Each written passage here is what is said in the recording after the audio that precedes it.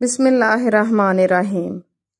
مسجد اقصی مسلمانوں کا قبلہ اول اور خانہ کعبہ اور مسجد نبوی کے بعد تیسرا مقدس ترین مقام ہے۔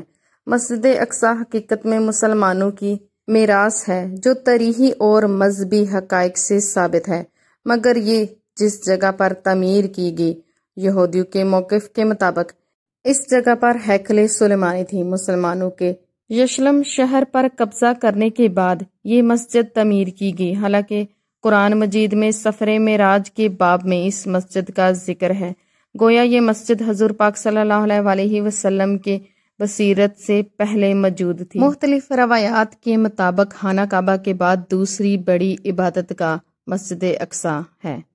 مسجد اقصی کا تعلق اللہ تعالیٰ کی عبادت سے ہے اور ہر نبی کو عبادت کے لیے مسجد کی ضرورت تھی۔ یہاں تک درست ہے کہ موجودہ دور میں اس مسجد کی معروف نسبت حضرت سلیمان علیہ السلام کے ساتھ ہے، حتیٰ کہ ایک روایت کے مطابق اس مسجد کو حضرت سلیمان علیہ السلام نے جنات سے تعمیر کروایا تھا۔ مسلمانوں کا ماننا ہے کہ یہاں کئی پیغمبروں نے عبادت کی ہے۔ حضرت ابراہیم علیہ السلام، حضرت داؤد علیہ السلام، حضرت سلیمان علیہ السلام، حضرت الیاس اور حضرت عیسیٰ علیہ السلام شامل تھے۔ مسجد اقصی بیت اللہ کے پرانے شہر کے وسط میں ایک پہاڑی پر ہے جسے مسلمان حرم شریف کے نام سے جانتے ہیں۔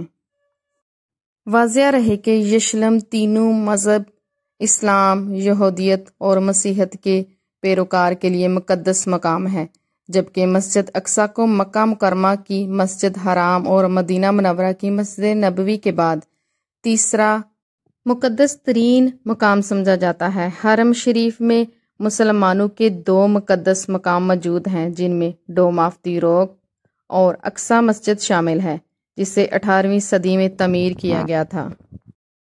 پورے کمپاؤنڈ کو مسجد اقصی کہا جاتا ہے۔ تقریباً 35 ایکڑ کے رقبے پر محیط اس مقام کو مختلف بادشاہوں کے دور میں اس کی تعمیریں نو کی گئی۔ مختلف بادشاہوں کے دور میں اس کو مختلف ناموں سے پکارا گیا، یوں اس شہر کے کئی نام پڑ گئے، لیکن جب مسلمانوں کی حکومت کا وقت آیا تو انہوں نے اس کا نام دا گولڈن سٹی رکھا، کیونکہ اس شہر میں جب سورج کی کرنیں چمکتی ہیں، کیونکہ یہ شہر پتھر سے بنایا گیا ہوا ہے تو سونے کی طرح، گولڈ کی طرح معلوم ہوتا ہے۔ مختلف ادوار میں اس کے مختلف نام تھے، لیکن اب اس کو القدس کہا جاتا ہے۔ مسلمانوں کا اعتبار ہے 620 میں ایک ہی رات کے دوران مکہ سے مسجد اقصی لایا گیا، جہاں سے انہوں نے معراج کا سفر کیا، اس لیے اسے مسلمانوں کے لیے بہت ہی مقدس سمجھا جاتا ہے۔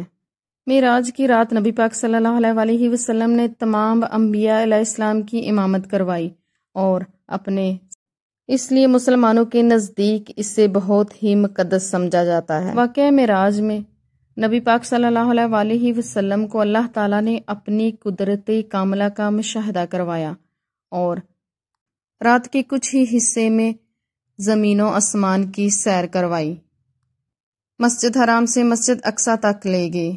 دوسری جانب یہودیوں کا ماننا ہے کہ شاہ سلمان نے 3000 سال پہلے یہودی عبادت کا اسی مقام پر تعمیر کی، اور ان کے مطابق اس مقام پر تعمیر ہونے والی دوسری یہودی عبادت گاہ کو 70 عیسوی قبل مسیح تباہ کر دیا گیا۔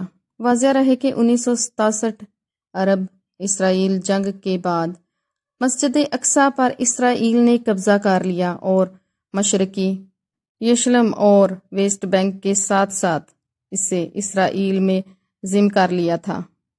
اس سے قبل یہ علاقہ مصر، اردن کے کنٹرول میں ہوا کرتا تھا، تاہم اسرائیل کے اس قبضے کو بین الاقوامی سطح پر کبھی تسلیم نہیں کیا گیا۔ اقصی کمپلیکس کے حوالے سے اسرائیل اور اردن کے درمیان 1967 کے معاہدے کے مطابق اردن کے وقف بورڈ کو مسجد کا اندرونی نظام کی ذمہ داری مل گئی، جبکہ اسرائیل کو بیرونی سیکیورٹی کے انتظامات کی ذمہ داری مل گئی۔ اقصی میں موجود مسلمانوں کے مقدس مقامات کے سرکاری طور پر اردن کے ہاشمی بادشاہ ناظم اموار ہیں، اور وہی آج بھی اسلامی وقف کے ارکان کے نامزد کرتے ہیں جس کے ذریعے یہاں کا نظام چلتا ہے۔ ایک معاہدے کے مطابق غیر مسلم افراد بھی اس مقام پر آ سکتے ہیں، لیکن مسجد کے احاطے میں صرف مسلمانوں کو عبادت کی اجازت ہے۔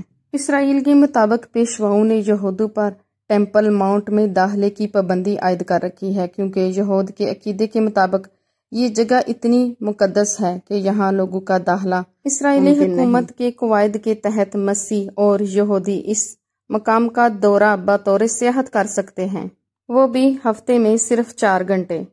مسجد کا وہ حصہ جہاں ایک دیوار ہے، مسلمان اسے دیوار براق کہتے ہیں۔ کہا جاتا ہے کہ یہاں پیغمبر اسلام کا براق باندھا گیا تھا۔